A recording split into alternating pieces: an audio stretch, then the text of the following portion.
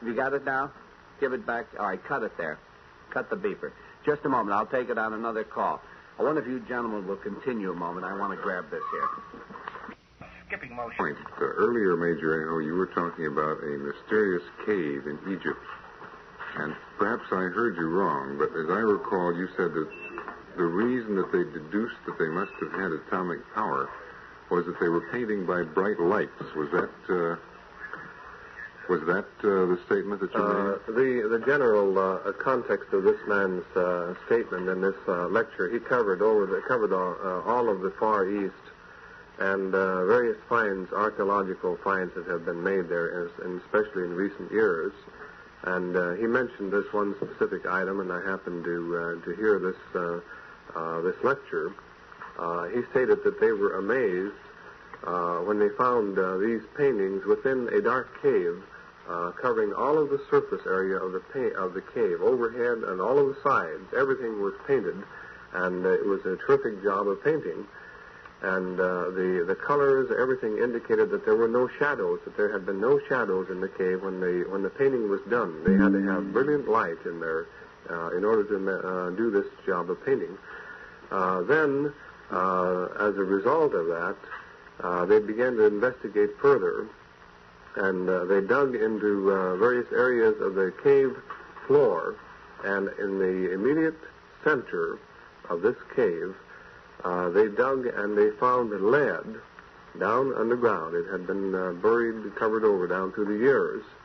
There was a lead foundation right in the center of the cave, a kind of I don't know the exact shape of it, except that it was lead. And they checked it with Geiger counters, and it was still radioactive. Lead doesn't get radioactive. I mean, the ground in that vicinity, right around this lead, was radioactive, according to his statement. Well, all ground is radioactive. Everything is radioactive to some extent. But this is a beautiful example of the way that people will build up fantastic accounts and complicated theories, perhaps on the basis of some simple fact. Now, we know there are caves like this in France, where the wonderful paintings right out underground in complete darkness and beautifully colored, and they've only been seen properly. Now we have modern electric lighting. Yet we know that the people who made those caves had only primitive forms of lighting. They must have mixed their colors out in the open light, and for some mystical and magical reason, painted these caves down in light of perhaps oil lamps or flickering torches. And in fact, you can see the smoke marks that their torches made. There's no mystery about it except why they bothered to do it. Why would anyone paint in the dark? Well, actually, it's magic. It's part of their religion and part of their fertility rites and all the rest of it. But we know how they painted these things. The smoke of the torches is there, and the colors are beautiful. They could never have seen the colors properly with their torches. We can see them with electric light, but that doesn't mean to say that they had electric light. All I know about this is exactly what I heard, and this man was with an archaeological survey group that had been working in the Far East for approximately 30 years, and he made the statement. I have nothing to verify it or support it. All I know is that he made the statement, and that they did check this area with Geiger counters, and it was radioactive only in the center of the cave. And more than a normal Earth would... Oh, yes, highly radioactive. Well, one would have to have an examination by competent scientists with proper equipment, and incidentally, one can think of a lot of ways in which this could easily happen naturally. For instance, assuming that there was an extra high layer of radioactivity, this often does happen. For instance, you may have particular salts going through particular stalactites. Which is the one on the top? I can never remember if it's the stalactite or the stalagmite. Stalactite is on the top, I think. Right. Well, you have various deposits of minerals, and some of them accumulate in some areas, and you have radioactivity naturally concentrating. Why would they have lead in the center of the cave? A lead foundation or a lead container. The way he described it was like something had been in this lead container, but it was buried under the floor of the cave now. Well, frankly, why was the lead there? Frankly, I just do not believe this story. I mean, this is the kind of story you're always getting from out-of-the-way places, and when you check up on them, the whole thing collapses. And there's a type of mind that likes to build up mystery about these things, and none of these cases are ever substantiated. They all eventually evaporate, and people forget about them until the next mystery comes along, and then that evaporates. I remember this gentleman's name. It's been quite a while ago, and I just recalled his name. His name is J.O. Kinnaman, and he was lecturing under the auspices of some group that had paid for a lecture tour that covered all of the state of California at this particular time. But I'm sure that this can be discovered as to whether there's any foundation or not. But he was telling about all of the archaeological finds in the ruins that have been uncovered. That I have seen published photographs of these, and he had with him many of the published photographs in the books of these various finds. There's some wonderful ruins in South America. We know very little about the people who made them. But there are all sorts of theories that the age of these, some explorers claim that they're thousands, tens of thousands, millions of years old. But then you might say the professional archaeologists go along and examine them, and they have no difficulty in refuting all these. These were professional archaeologists. This man was with a professional group. And the books were published by this professional group, photographs, everything.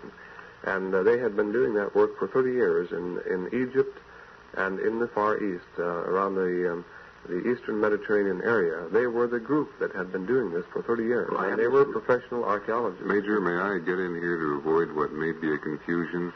Was the statement in this book published by the group of professional archaeologists that they had found evidences of a prehistoric race that used atomic energy, or was this just a sort of offhand lecture thing? This was a statement this man made. This was not in this book. I haven't read. I didn't read the books to verify whether it was in the book or not. I would take a bet that if the report has been published by some competent scientific organization, you will find none of this in it. This may be a speculation based on some report that is made. But if a thing like this is discovered by any archaeological organization, this would be headline news. This kind of thing doesn't remain spoken obscurely in some out-of-the-way lecture. This hits the headlines of the world, and it's because these things are never proved that they're all nonsense. Well, I tend to disagree because, and the reason I disagree is because the history of mankind has been such that every new thing was obscure. The Wright brothers' plane, the news reporter that went over to cover the Wright brothers' plane story couldn't even get the story published in his own newspaper. Why? Because it was contradictory to what the general belief of the time was. And engineers and scientists said that it was impossible for a heavier-than aircraft to fly. And they stood on their scientific facts, and still the planes are flying right today. But anything new that is contradictory to the general trend of thinking or thought, it's just almost impossible for it to come out and assert itself if it is in contradiction to what the general belief this is a complete misunderstanding. This is not true. If a new thing comes out, there's often resistance to it. But in a very short time, never under any circumstances, more than a few years, if anything new and important, which is true, comes out, it is very quickly accepted, and after a while there is no further controversy in the matter. The best proof of the non-existence of spaceships from other planets is the fact that we are still arguing about it years after they're supposed to have landed. If they really were there, for example, this would have been settled completely without any shadow of doubt, just as there was no doubt that the Wright brothers flew after a year or so. I think it'll be completely settled within a short time. I don't think there'll be any doubt except in the minds of what I like to call hardheads. There's nothing wrong with being a skeptic. Every person is skeptical about That's not true. No, the trouble is that there are thousands of people who are not skeptical, and that's the trouble with this whole flying saucer business. There are thousands of people who are not skeptical enough. Well, the non-skeptics, I feel, will be convinced. If there is reality in there, and I believe there is, they will be convinced, and I think within a reasonable time. I agree with you completely. But I think there will be some hardheads that will not be convinced, even if one hits them on the head. No sane person doubts evidence when it's conclusive and before their own eyes. Should we put those people that don't believe then in a... That isn't quite right. Certainly, if a flying saucer lands in New York, then anyone who doesn't believe in its existence should be in a mental asylum. But at the moment, I think that most of the people who do believe in them should be in mental asylums. Well, Mr. Priestley, fought the adoption, or I should say the abrogation of the phlogiston theory by Lavoisier for years. In fact, at the time of his death by George, he still wasn't going to admit that it was right. Yes, this so happens. That doesn't mean there's a hard head. No. This often happens with individual scientists. Goethe, for instance, stuck to a crazy theory of color vision until the day of his death. Newton fought against the wave theory of light. He never believed in the wave theory of light and held that back for nearly 100 years. But things nowadays happen much more quickly than this. And if there's any important new discovery, it's either very quickly completely verified or completely refuted. So, actually, I don't think there is a great disparity of approach to these things between any of us. I personally wouldn't want to accept anything just on somebody's say-so, because there can be misinterpretation, personal misinterpretation. However, Mr. Clarke, I could not go along with you in some statements you made earlier that the fact that contacts were reported in large numbers was a disapproval. After all, this is an interpretation, again, of yours, because the larger number of reportings should indicate the more veracity to a situation. And again, a little later on, you said that when car lights were dimmed and cars stalled, somebody had nervous feet. Well, after all, 4 of these 7 or 8 or 9 people involved were police officers, and they were not in the same car. Now, I think it's a little bit too much to expect that all of these men would be afflicted the same way, unless they saw something that had a lot more to it than just a mental mirage, shall we say. Another thing that you said was that Atlantis was disproven by borings. Well, I believe I asked you there if they bored all the Atlantic, which obviously they hadn't been able to at this time. So there would seem to me, although you made a very definite statement that Atlantis had been disproven, that there still would be a possibility that Atlantis might have existed. Cortlandt, on this subject, you started to bring this up before. How large was Atlantis supposed to be? Charles, I haven't any idea. Well, I wondered. You seem to believe in it. I think there's a good possibility, yes, I really do. The point is this: one does not have to bore every square inch of the Atlantic to disprove the existence of a large continent, which what Atlantis is considered to be. You just sort of take it every 100 miles and you're okay. Yeah, but we have maps of the deposits which are fairly accurate. The borings are only in a few places, but we have maps of these enormous areas of the deposit, this ooze, which covers most of the bed of the Atlantic. In other words, thousands of feet thick. It's taken millions of years to accumulate. In other words, you are satisfied that the borings to date have been sufficient to really have covered sufficient area? No. But this is very striking evidence. It's not conclusive, and you'd have to sort of dig up the whole of the Atlantic. But if you have these gigantic layers of deposit, which do cover millions of square miles of the Atlantic bed, we have taken bores in several areas, and we find that in those areas it's taken millions of years for that ooze to build up. And this can be worked out quite accurately, like tree rings, like you can tell the age of a tree. And there's little doubt about it. Yeah, I haven't any vested interest in Atlantis, very obviously. But the possibility, no real estate, thank goodness. I'd like to just interrupt for a moment to remind our listeners that reports from Cape Canaveral, Florida, say there is an increased activity around the Navy Vanguard rocket project. Now, indicating that a firing of America's second satellite into space may be imminent. Mutual reporter Dick Bate is standing by at the test site just in case a test comes tonight so that he can give us a first-hand report. So we'd like to suggest to you to stay tuned to WOR. Well, here we go back with good old Atlantis. And as a matter of off of Atlantis for a moment, I will have to support Mr. Clarke's contention about the thousands of cases of contact disproving it. We're talking about two different things here. There had been thousands of well-authenticated cases of people seeing the flying saucers or contacting them. This begins to mount up into evidence. Obviously, the more people who see them, the more likely it is that they're there. But when you have thousands of disputed things, that is the point, I think, that, I know I'm talking for you here, Arthur, and you're perfectly capable. I think this is your point. When you have thousands of disputed contacts, when nothing has been proven after thousands of things, then you begin to wonder what's going on there. The explanation must lie somewhere else. Would you agree with these two psychiatrists in Kearney, Nebraska, for instance, that when the story of Reinhold Schmidt was added to some of the others, along with the Richard Kehoe report of a landing contact near Long Beach, California, that was reported to have involved 3 stalled automobiles. These young fellows all were going to work in the morning, and 3 cars stalled, one right behind the other. They claimed that a spaceship was observed on the beach and that they spoke of 2 men that came from the ship. But in the Kearney incident, these 2 psychiatrists used this as a basis for their conclusion, stated in the nationwide press as a reason. That he was insane. No, they didn't say that he was insane. Oh, I thought. Sorry, I'm on the wrong track here. No, they said that Reinhold Schmidt told his story the same way each time. Therefore, he has a fixation, and he has to have immediate mental treatment. And they send him to the hospital very, very rapidly. According to Reinhold Schmidt's report by letter and by tape recording, he says he demanded every test they possibly had. He didn't have any counsel. He had no jury trial. He had no kind of trial to determine whether he was mentally able or mentally ill or what.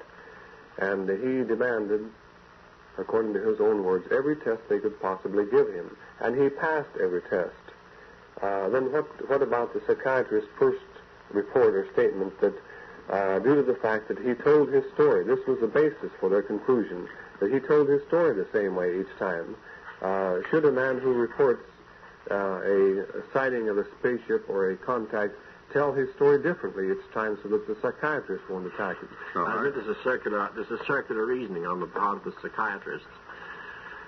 But my point is this: if these things are happening and the Air Force is investigating them all, if there was any doubt, if they really had happened, all these reports, if something was really there, do you think there'd be any doubt about it by now? There's these teams of investigators, official investigators, going around at government expense. Are you suggesting that they are lying to the public?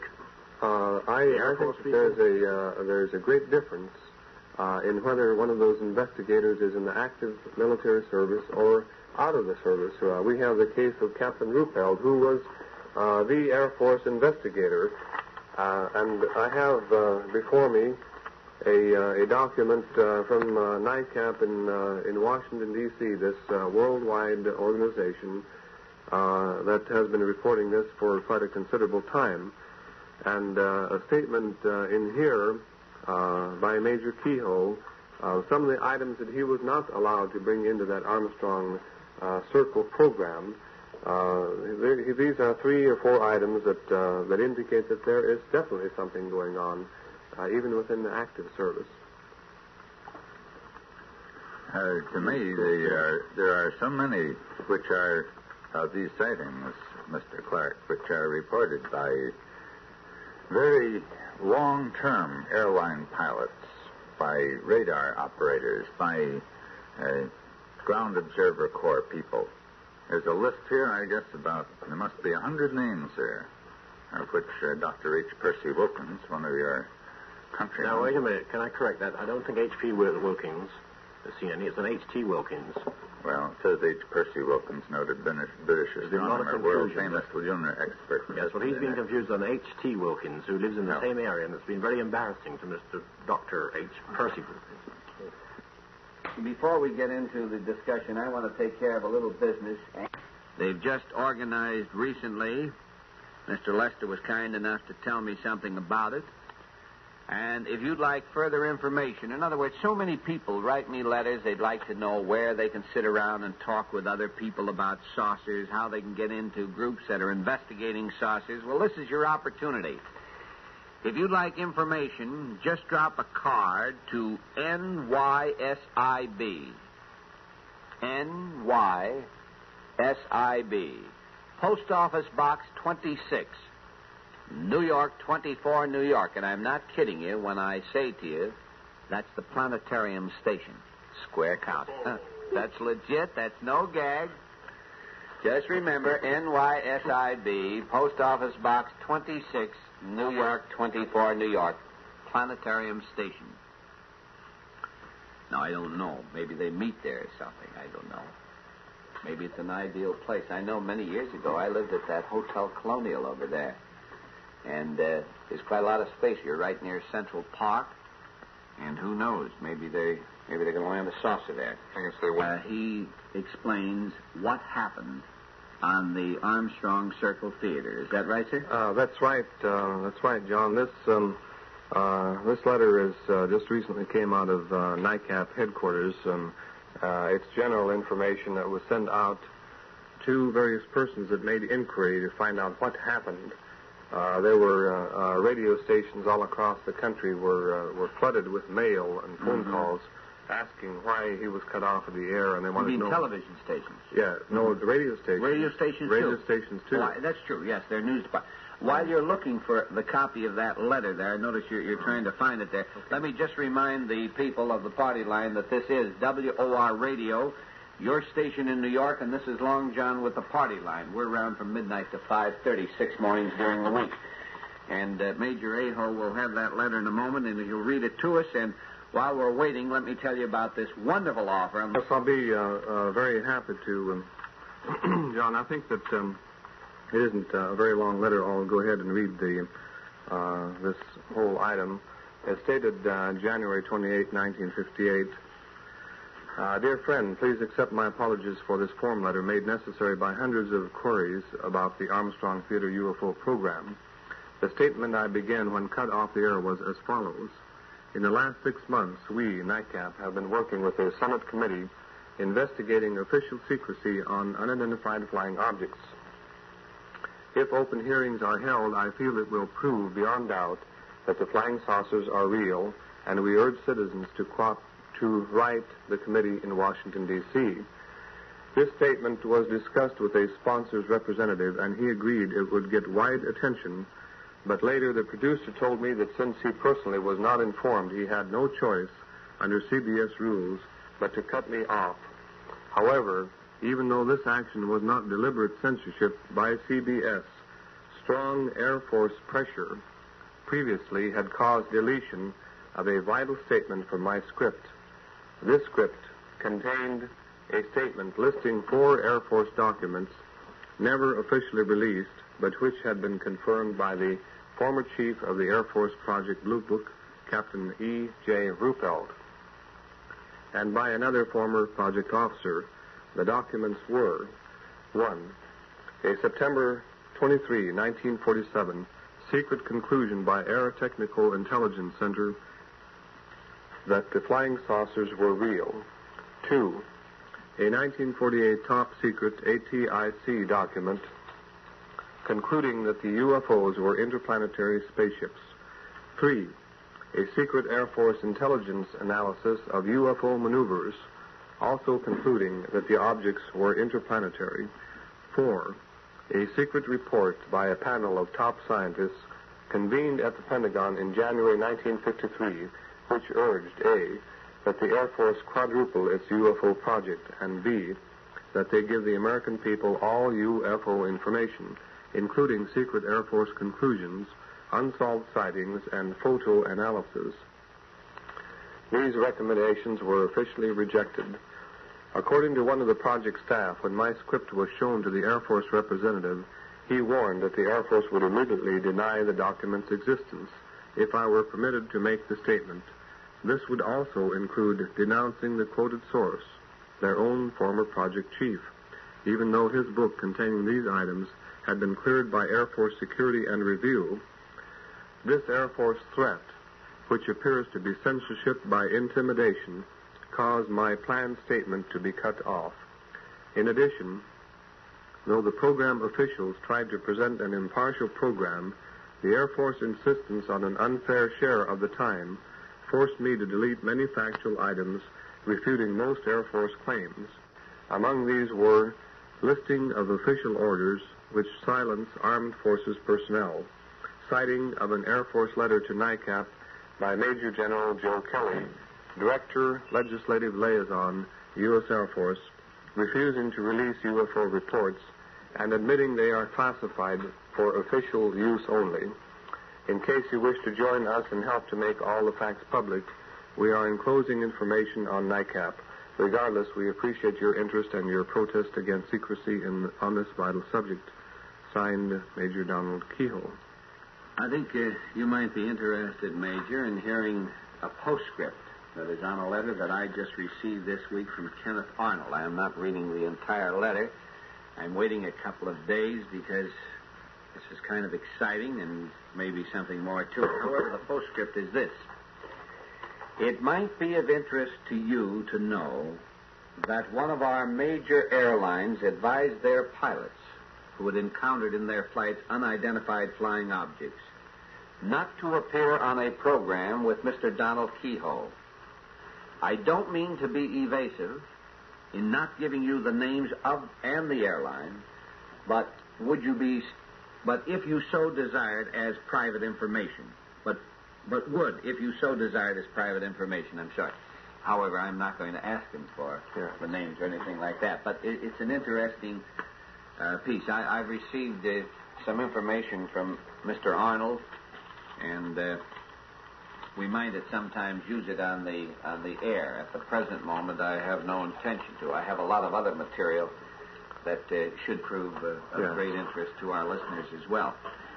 Major Aho, you also, I think, mentioned that you had some additional information about Mr. Schmidt, the gentleman who claims that a flying saucer landed near him when he was out in Kearney, Nebraska.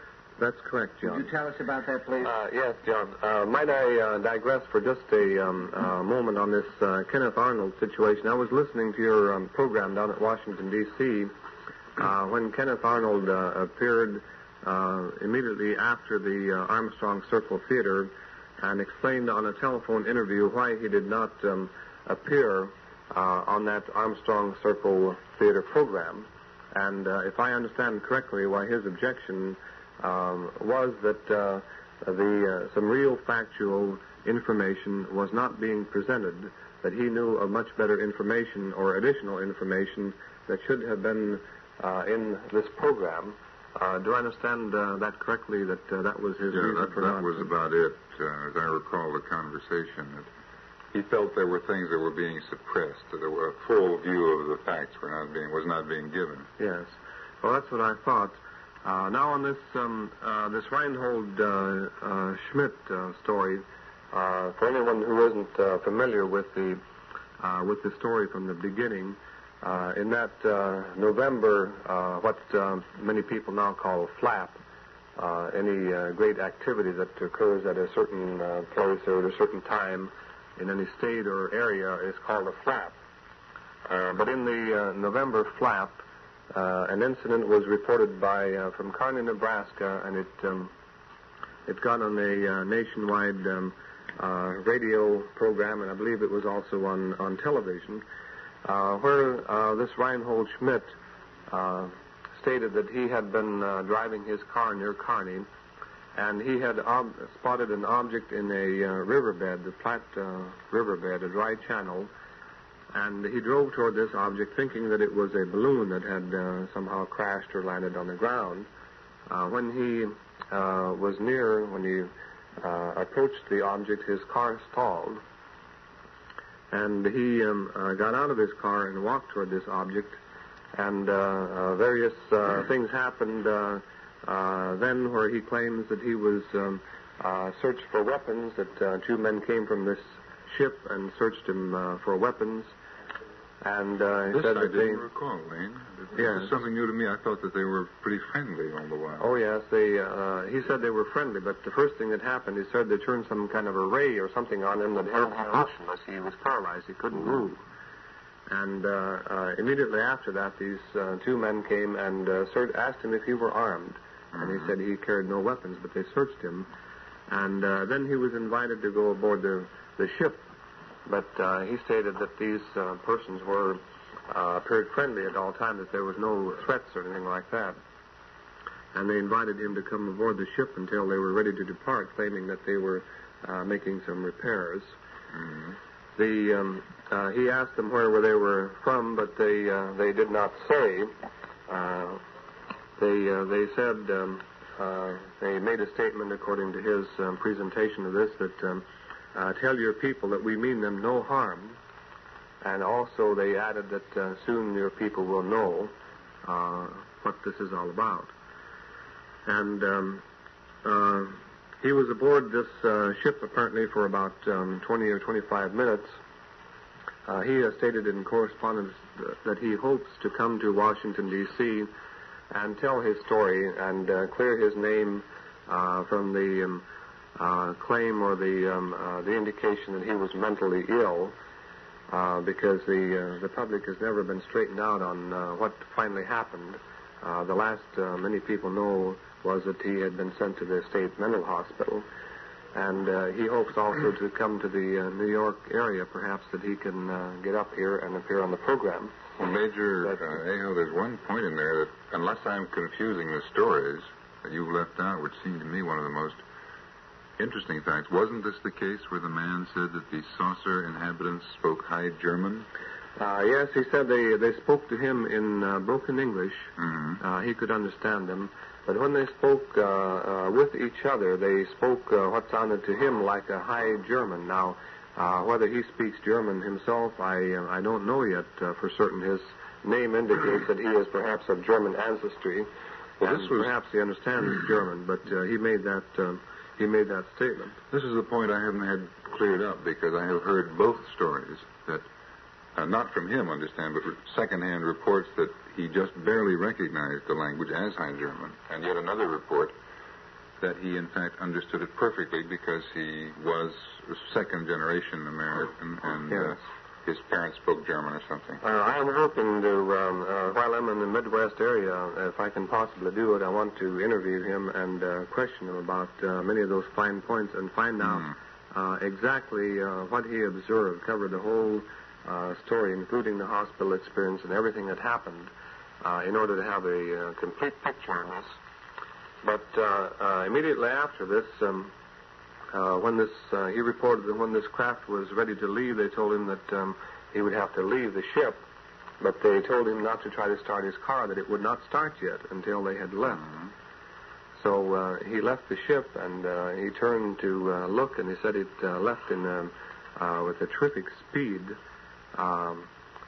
which again ties in with that the reported landing from Long Beach, California. This Richard Kehoe tells down there that when he observed this big craft that was on the beach, when it departed, they said it was left with a whoosh. It was like two automobiles passing each other at high speed. So then he got in his car, and I have heard reports. I haven't had definitely had a chance to confirm this from Mr. Schmidt, but I have heard a report that he went to see a minister first, and he was very startled and shocked by this incident. And he went to see a minister first, and then he went to see the sheriff to report the incident. In his tape-recorded interview that I have a copy of, he states that he asked the authorities there to rope off this area, to guard it so that all evidence, all signs would be left there. And he claims that he was told by the sheriff that it was not necessary to do this, that they had 3 or 4 other witnesses, and that there was no question of whether the ship was there or not, that no further evidence was needed. And the information was given by a letter that I received from a person in Kearney that was investigating this situation, that the authority there, the sheriff or the local chief of police, made a statement which was recorded, that they agreed with this man's story, that they found tracks and evidence that corroborated his original statement, and they supported his story. Also, the chief of police from Bakersfield, California, supported the man and his basic honesty and integrity. Then many things happened fast. The Air Force intelligence and apparently the FBI arrived on the scene, and a great deal of questioning took place. I have a letter which states that he was questioned for 23 hours in a row, and then after a few 2 or 3 hours of rest, he was questioned for about 18 hours more. I haven't verified this definitely with Mr. Schmidt, but I think that we'll know in time exactly what happened there. Then, too, from this letter I have from Kearney, I have a statement that 2 psychiatrists, and I have the names of the psychiatrists that arrived from the state mental hospital, and in questioning Mr. Schmidt, then this situation developed where they said that he told his story the same way each time, and they suspected him of having a fixation. And his in his tape-recorded interview that I have a copy of, he states that upon arrival at the hospital, they asked the doctors asked him what he was there for, and he said, "It wasn't my idea to come here." Says, "But being as I'm here, I insist that you give me every test possible to check on my sanity." And he states that this was done, and he spent a total of 2 weeks there, and then was released with a clean bill of health. The situation develops that he's working again as a grain buyer, as he was doing before this happened, and working for a firm from Raleigh, California, known as the Value Pack Company, and he's right back in Kearney, Nebraska. He states that he's trying to find other witnesses that were involved. There are several prominent people who have stated that there are witnesses present, but he says that these witnesses so far have been afraid to come forth for fear that the same thing will happen to them that happened to him. You mean that they'll be taken to the sanitarium? Taken to the sanitarium. So what did the other these other witnesses, were they supposed to have seen all this from a distance? Him going into the saucer, or just the saucer, or what? Does he say? I'm not certain what the other witnesses saw. I'm under the impression that they saw a ship either descending or taking off, and that they didn't necessarily witness the... They weren't close enough to see him being searched or No. going in or coming out or anything. And exactly what will develop from that score, I'm not certain yet. But he, in his letters to me, why he has indicated that his attorneys are not interested now in whether his story is believed or not. That they want justice in this case, and they want the man's name cleared, and they are suing apparently for damages. Who are they suing? I'm not sure whether it's the city of Kearney or whether it's these individuals that participated in this or who it is. That's something that I don't know yet, as who the complaint is drawn up against. I have another interesting item that arrived in a letter just night before last, which is also of great interest. This letter is dated January the 30th. Dear Major Aho, This is from Mr. Schmidt? This is from Mr. Schmidt. Mm-hmm. And he states here that he's willing to come to Washington, D.C. or any place to try to prove his point, and that he is willing to pay even to the part of the expenses involved to try to clear himself. How would he prove his point in Washington? This I don't. Well, I think that what he's immediately after he arrived back in Kearney, he was hopeful that he would get back on a national program to show that he was out of the hospital and that he still insisted on that he could talk rationally yes. and so forth. That he wasn't babbling and that's this right. and the other. And that he still maintained the same situation, that he claimed that he had been aboard this ship and that everything that he had said was substantially true. And he was not able to get on such a nationwide program. It was in the developing, but then it was suddenly canceled. So he apparently is interested in getting around the country and getting the word around that he is there and he is not in the hospital. Also, he made a statement here that he'll come if there's anything at all done, or if anything is arranged, why he'll be very happy to go and try to clear his name. But he further states in this letter that, this is of great interest because it mentions something about the Air Force. He says, the Air Force has written me several letters. They are now quite interested. Got a letter this morning from the Air Force at San Francisco, California. And then he gives the address here, which I'm not going to mention over the air because he doesn't want to make this public because there apparently some cooperation going on.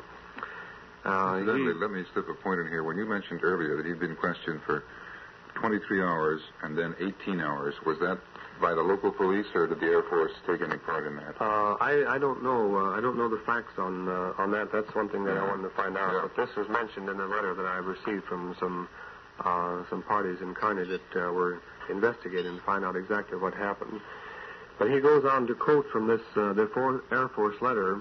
He says, the director wishes you success in your lawsuit against the idiotic individuals concerned. Thank you very much for the assistance you have rendered. And then the signature and the address of the party. This was a letter from the Air Force? This was a letter from the Air Force. Ooh, wow, that's strong language for an Air Force letter. Well, I don't doubt it, but no, I have this strong language. I have this quote from him, but apparently I did notice in the news release that went nationwide, there was a little section right at the bottom that said that the federal authorities, I didn't mention who the authorities were, that the federal authorities were opposed to this type of action, meaning sending him to the mental hospital for examinations and so forth, for fear that others who had incidents, had experiences, would refuse to report their information to the government. And it might be that the Air Force had something to do with that.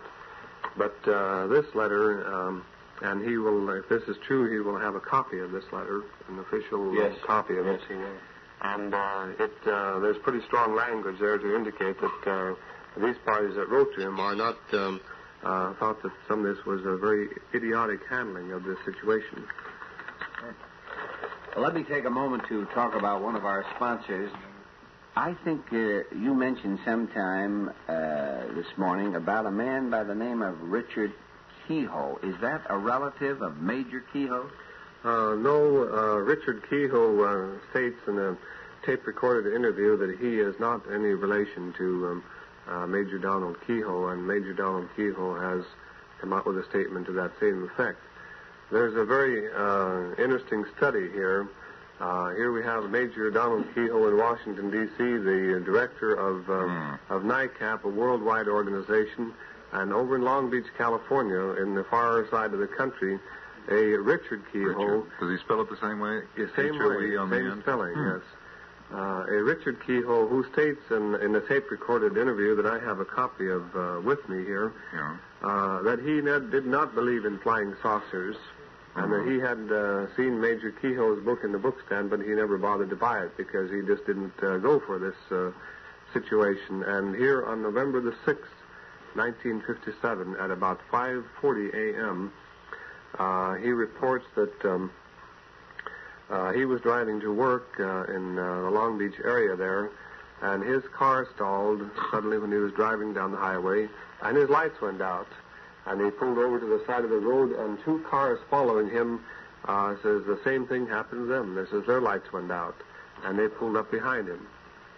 And the amazing thing is that these fellows say that after they got out of their cars and they looked around to see what was going on, they saw a large ship parked along the beach that was landed right about 20 or 30 feet from the water's edge on the Long Beach there, and that this, he describes the size of this ship as being about 50 feet high and 150 to 200 feet long.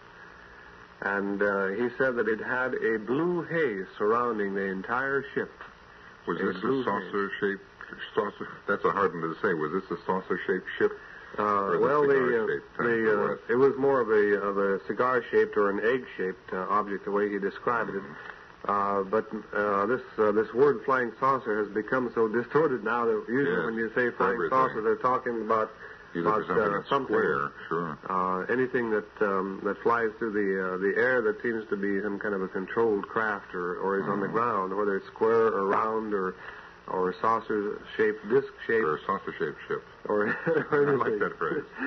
So, anyway, they got out of their cars, and they were observing this ship on the beach.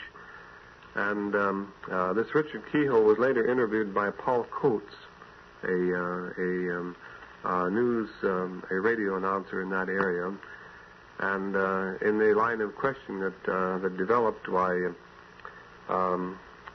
Richard Kehoe indicated exactly what he felt about this whole situation. He was questioned as to whether this ship that they saw on the sand could have been actually an object in the water, some kind of a floating ship that they just misunderstood or mistook it or thought it was on the beach when it was actually in the water.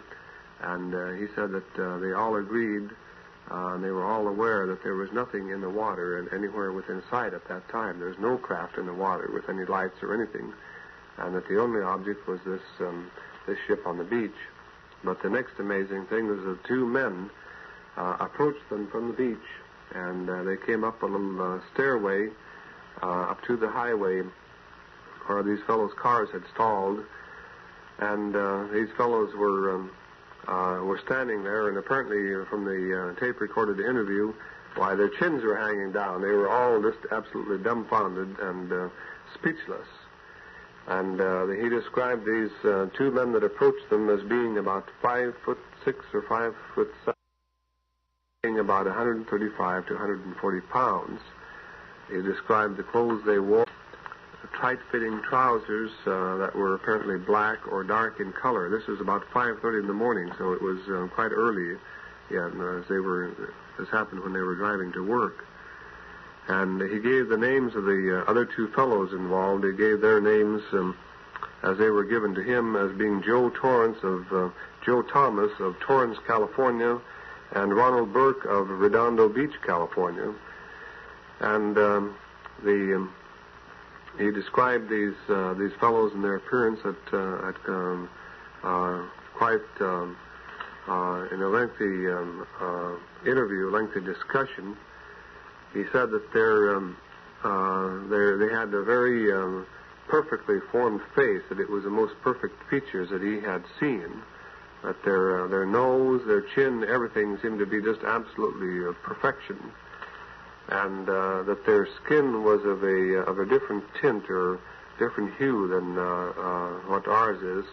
But at first, I noticed that something that was very interesting here was that he practically insisted that these were Earth people, that they couldn't have been space people because they looked so much like us.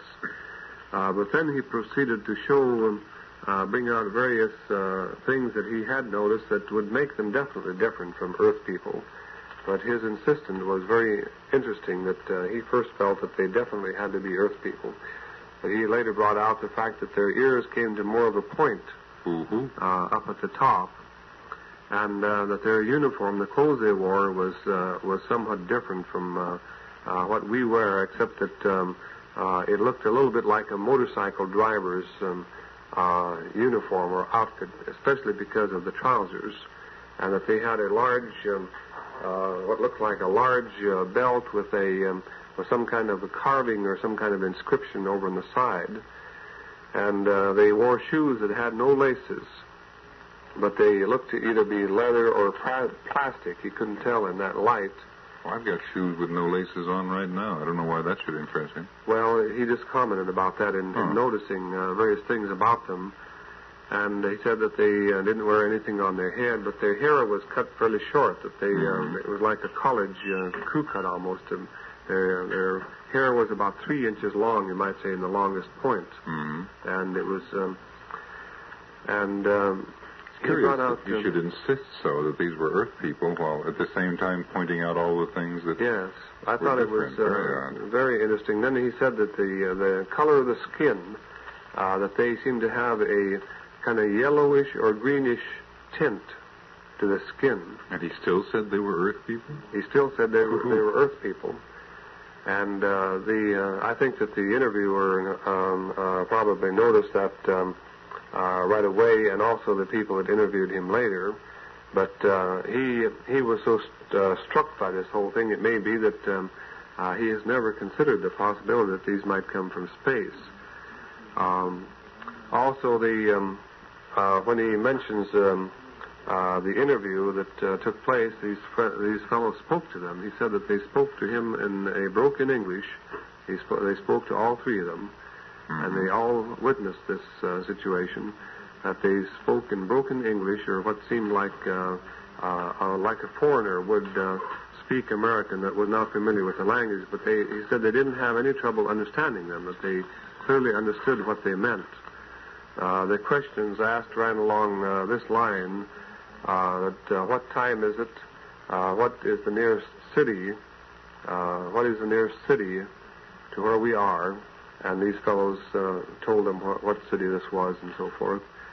And there was something mentioned or asked about where are they going, meaning the three drivers that were stalled there. Mm-hmm.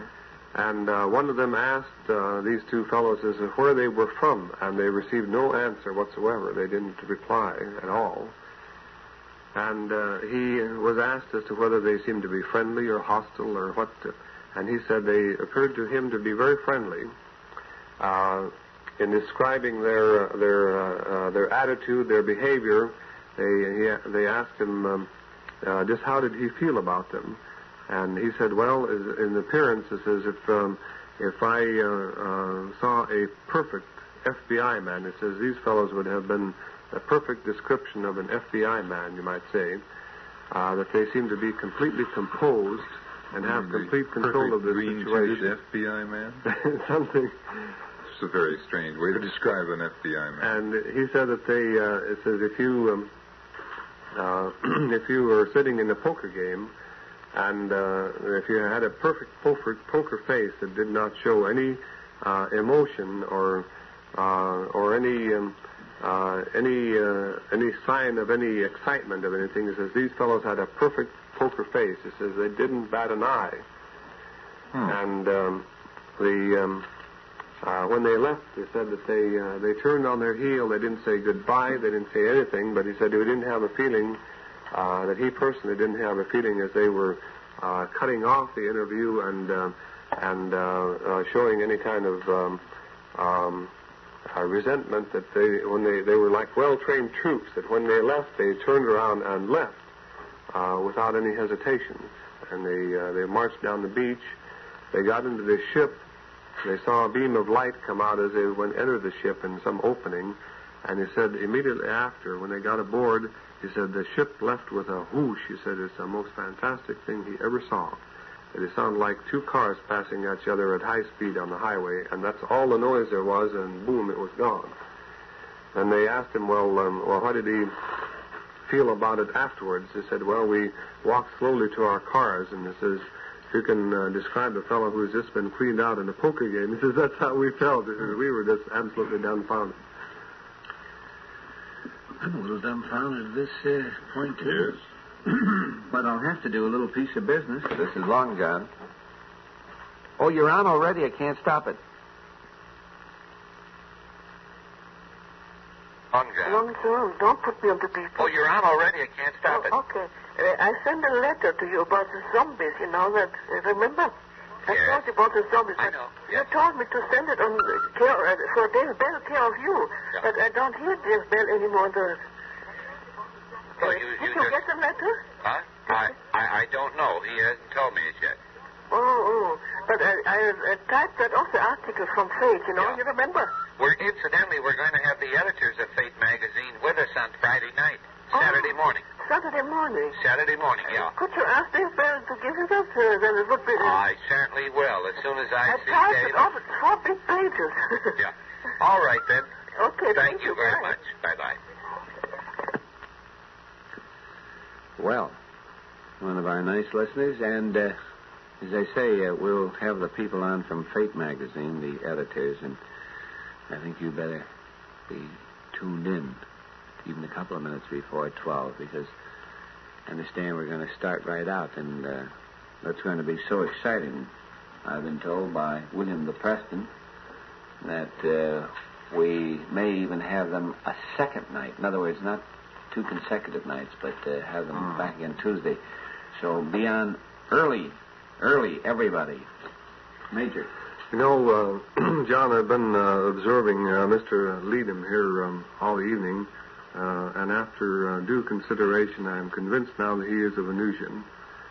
He sat here all this night for almost 5.5 hours, and he shows absolutely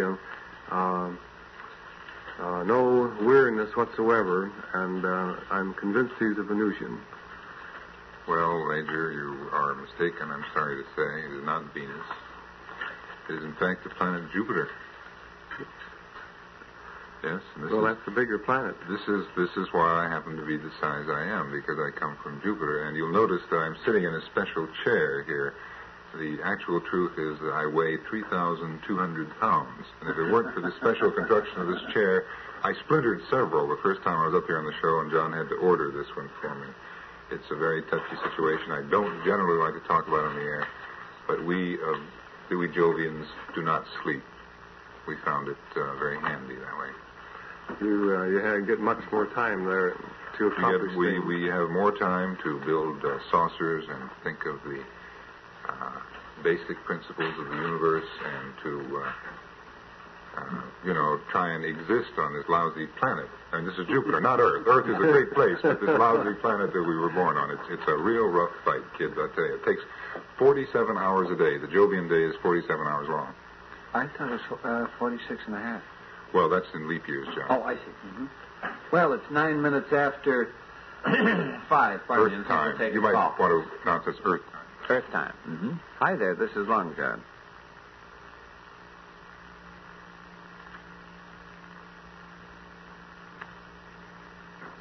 Oh, Long John. Yes, sir. I'd like to mention something that I thought of, not seriously, Yes. but the more I think of it, the more possibility there is in it. Yes. And perhaps you people might explore it. All right, sir. Since the moon is sometimes referred to as a dead planet, perhaps it could be used as a burial place. Since the moon is referred to as a dead planet, it could possibly be used as a burial place. In time. In time. It would stop the people from competing for the moon. It would stop the people from competing for the moon. Yes, perhaps we could decide right now to not to compete and try to rule the world. Mm-hmm. I'm in a bad position and I can't help. I really am not serious about it, but it sounds like it could be used in discussions. In discussion. Yeah. All right, sir. What possibilities are there? These people might end up in limbo someplace. Yeah. Well, we all may. they have to do is fill the rockets with our dead, with all due respect to our dead, and just pile the rockets one on top of another up there. We may discuss it some morning, all right? Yes, sure. Thank you very much for calling, sir. Not at all. Hope you get better soon. Good night. Well, that was another idea. I see one of my good listeners just telling me that we're into February. That's right. And what have I said? What have I been saying? I've been saying February. I don't know what you've been saying. February. Yeah, I've been listening. And it should be what? Well, you're not disputing this man's spelling because it's correct. No. It's February. Well, I think February. Well, no one gives the first star February. Well, this nice person would like to have me try it this year. Would like to have you try February? Well, if he says February, he's going to get some strange looks from people that he's talking to. I don't know. I don't know. February. February. Everyone says I say February. February. I'm sure that Winston Churchill says February, for that matter, if he ever happens to say it. He hasn't even been on the program. He may keep quiet throughout the month. I don't know, just to avoid this particular contretemps. But that's a funny thing. You know, we've never been able to book him on the program. I tell you what, I know a fellow in Philadelphia that looks so much like him that he'd be sure to get away with it. See, I understand you were in Philadelphia with Major Kehoe a short time ago. With Major Kehoe? Yeah. No, I lectured to the two groups in Philadelphia. And you were not there with Major? No. Oh, no. I don't know. I heard someplace there. I think it was the day that they called me up about Schmidt. Hi there, this is Long John. Yes. Hello.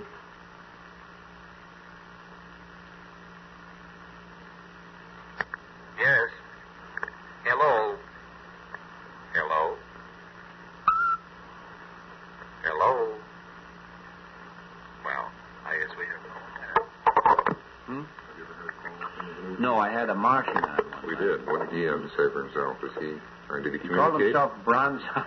Oh, Bronzot. Well, that wasn't on the... I know about Bronzot. He can't go home, you understand. That's right. But, I mean, on the telephone, calling up Beeper, like saying that what this man just said about Mars is wrong because, I know Mac.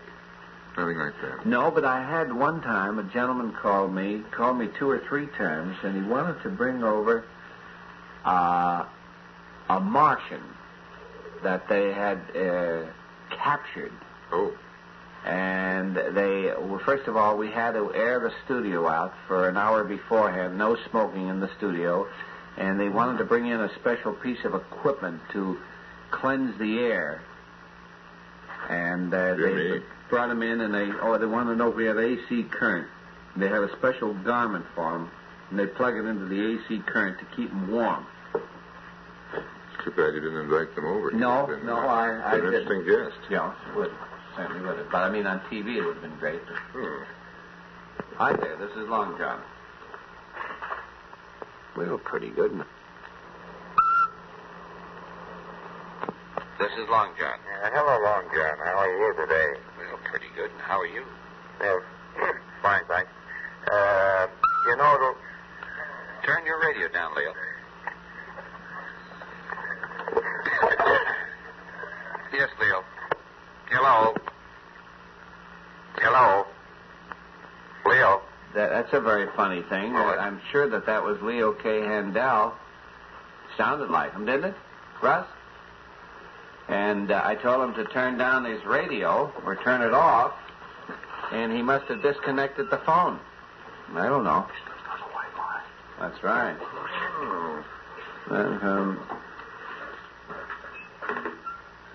Dobermans, and we got... Well, here, what's this? Dobermans can be gotten from Mrs. William B. Hill, West John Street, Hicksville, Long Island. Phone number is Wells 10151. And Mrs.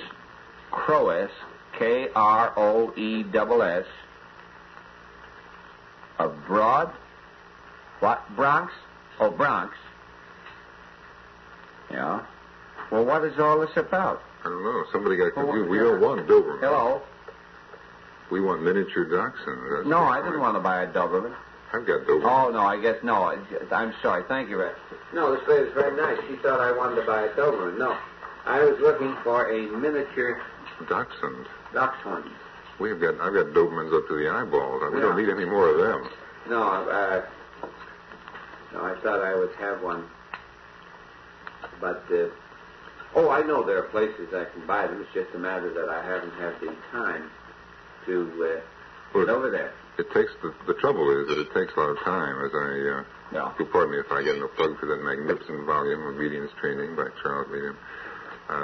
In the first chapter talking about getting a pup, as I said, it takes a long time because one of the worst things you can do is go and look at one litter of puppies because there's nothing which will knock your sales resistance quite so hard as a litter of tumbling pups. And you've got to really get it up to the highest notch and go and look at 2 litters and 3 litters and 4 litters and 5 litters and take your take your pick out of that. And this takes a great deal of time, which is why it's difficult to get around and find a Mindox like that. Well, it's very nice of these people to call Yeah, out. it was thoughtful of them. I'm sorry that they got the wrong breed, though. Miniature dachshunds we want, Dobermans we've got. Yeah, well, now we know, though, that Mrs. William B. Hill... Is that the lady who called? Mrs. Hill? Oh. She lives in West John Street in Hicksville, Long Island. That was very nice, sir. Yes? I don't want Mrs. H. Peters of Andover, New Jersey. Well, what can I do? What can Yes. you do? Oh, they have miniature Dobermans over there. Oh, I see. Thank you. Miniature Doberman we want. Dachshund, that's what we want. How big is a miniature Doberman? Oh, he stands about What's the 7 9, for? 10 inches high. 7 pounds? They're very tiny little kids. They're not miniature Doberman, miniature pinchers. You have to get that straight. Well, 9, 10 inches high, maybe, and they weigh practically nothing. They're very cute what do they little cost dogs. about? Well, it's hard to say. The average pup costs you about $150. Let's talk about something else. Let's take a phone. Hi there, this is Long John. What happened to you? Long John. Hello, John. See, What happened to you? I don't know. I just went to turn that radio down a bit and just reached over to turn it down, came back and got the dial tone. Yeah. I remember the last time I called, there was sort of, tongue-in-cheek call, from Ecuador. And, shucks, just as I was trying to tell you something, some kind of ambulance or something went by with a little sign. Yeah, I remember that, yeah. And that was it, and I got a dial tone. It looks like somebody really sabotaging us. I don't know what's happening. Well, I don't know. How's things going, Leo? Oh, pretty fair, no complaints. I meant to drop in visit you, but then every time I want to come over, something else turns up and makes it impossible. We've got a few letters here and all. I tell you what I want you to... Wait a minute. You got some stuff on Leo K. Handel, haven't you? There? You know what you could do? You want to take my phone out of that line and plug it into the line with Leo, and when I get off the beeper, will you take his address so we can send it, huh? We got a couple of cards here for you, Leo. Leo, I don't know what they are or anything, but don't give me your address now. In other words, when you and I are through talking, we're off the beeper. Listen. Yes, Leo. What I called up to say was that I'm very, very interested in the fact that there's a possibility that you might be on earlier in the evening, and I think it's about time that they recognize that people other than we who work all night would be interested in your type of program. Well, Leo, the only problem is, I think you realize that I could not do a program like this in an hour. So the only way I could do it would be taking the best of the week or the best of 2 weeks ago and edit it down so that you'll get all the meat and no potatoes. Well, naturally. I mean, there couldn't be any other method of programming it. You couldn't let people talk, off the cuff and expect to get anything in an hour. Now, I know if I'm talking off the cuff without any preparation, I can talk for 4 hours. And, in 4.5 or 5 hours, I wind up saying nothing, Imagine how little I'm saying in an hour. Yeah. And I imagine that's true to a lesser degree with most other people. So I suggest that you do sort of take the meat from, some of these 5.5-hour programs. Mainly some of the programs where Major Markov was on, I think, would be very good. Oh, yeah. I think that would really start the ball rolling, and then you could follow through with some of those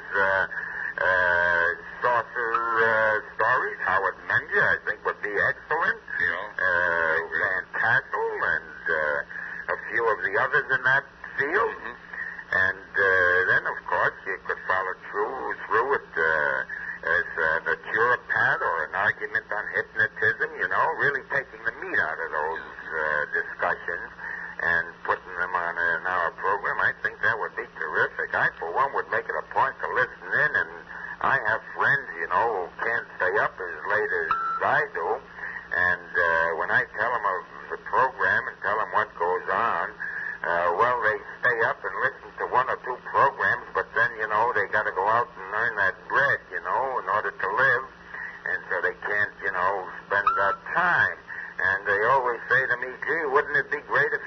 little earlier, We'd love to listen to that. In fact, we might even,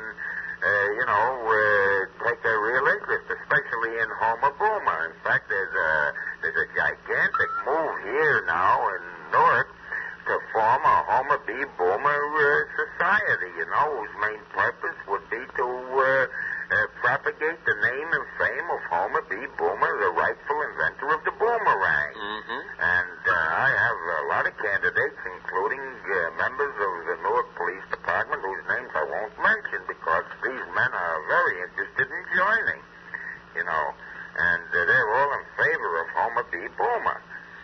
Well, fine. Well, and if anything happens on that, I'll let you know. Thank you, Leo. And Leo, wait a minute. Are you ready, Dave? All right, take me off the beep. I can't talk because my radio's off. All right. So long. So long, Good night. John. And this is WOR Radio, your station in New York, and I think we're going to have to wrap it up for another morning. In another couple of minutes or so. I don't know what it is. I feel really worn out. I guess it's because I haven't been in bed for about 30 hours. We were running around like mad lining up that phone call from Canaveral for about half an hour, which is enough to wear anybody out. Say, John, I wondered, have you heard any new good interplanetary jokes on the interplanetary orbit lately? Has anything new come in on that interplanetary orbit? No. Do you know something? No, I've run out of jokes. I told last ones I'd heard. I just wondered if you'd heard any new ones. No. From time to time in the mail, but I'm just catching up with some of the mail that I've had on hand, and we're trying to get it sorted out. We certainly appreciate the fact that the people on the party line are kind enough to send in the cards and letters. Sort of brings us up to date as to what they think about the program. And, who knows? Maybe we will, maybe we won't. The only joke I can think of, you play bridge, don't you, John? I haven't played bridge in years, and I forget. Now, is that what you use the cue stick with? Is that the game? No, you use the mallet, and you have the little hoops on the wall. Oh, yeah, I knew it was something like that. The horrifying story, the other night, Betty and I had been thinking we'd brush up on our bridge, so we went over to some friend's house, and we were talking, and said, you people don't play bridge, do you? And they said, well, we're not very good at it, but, we play. So we said, well, let's try a few rounds and see what happens. So we sat down at the table and got the cards out and got a scorecard and everything, all ready to play. And you may not believe this, but the guy says to me, I'm a little dim on it, how many cards do you deal to a person for bridge? So we folded up the table, folded up the cards, and went away. And that's my sad story for the night. Oh, man, that was too much. How many cards to a person? Ooh-ha. Major, do you see Major Kehoe often in Washington? I do once in a while. However, we're both so busy that it's just a madhouse all the time. I'm pounding the corridors up in Congress or traveling around the country. But I try to spend quite a bit of time up in Congress because I think it's quite important, and they're very much interested in getting more interested all the time on the Hill. What do you think of the move to go out in the Mojave Desert with lots of cans of white paint and make a huge sign with letters about 3 miles high saying Martians go home? You go along with that? No. No? That would take a lot of the load off of you and Major Kehoe, that's for sure. A funny bit, Charles. Very, very We'll good. have to use it on the air sometime. Yeah, that's right. I think it would have been great if we would have been on the air tonight. It was a night off, though. Well, this way we're going to be, all rehearsed for tomorrow night. Yeah. Or for tonight, or was it yesterday night? I get a little confused about this. What is this? This is Saturday or... I think this is the second Thursday in the week or something like that. I think you're right. Yeah, it gets confusing around here. This is either tomorrow night or yesterday morning. I'm not sure which right now. Well, I can tell you one sure thing, that it's really been a pleasure talking with the people on the party line. And my name is Gift Campbell. I'm around from 12 to 5:30. Rodney Dexter playing the part of Alan. And I sincerely hope that many of the people on the party line will send a card or a letter to me. Gift Campbell. Send it to WOR. And that's Harry Carlson, your Sunrise Serenader. He'll be along in just a couple of minutes. Don't forget Hortense. That's right. Neighbors, I think we'll have to wrap it up, and we should at least have 1 minute of silence in respect for the great Giff Campbell, the gentleman that has done more to keep radio where it is today. 40% better than ever before. That's it. Thanks very much, Major Aho, for joining us. We appreciate it a lot. Thank you, John. I've enjoyed every minute of it. And I know that the people listening to the program will certainly be happy to go over to the New York Center, where Major Aho and Cortland Hastings will be giving a lecture on Thursday, isn't it? Thursday night. Thursday night, that's right. Russell Ticklepaw, engineer, and Al Nielsen, the old junk man. And we'll all be back with you again tonight at midnight. And I hope you'll be joining us. So if you're getting up, I sincerely hope you have a very, very pleasant day. And don't forget to stay tuned to Harry Carlson and John B. Gambling. And if you're going to bed, get a good night's sleep. And sleep real good. Bless you.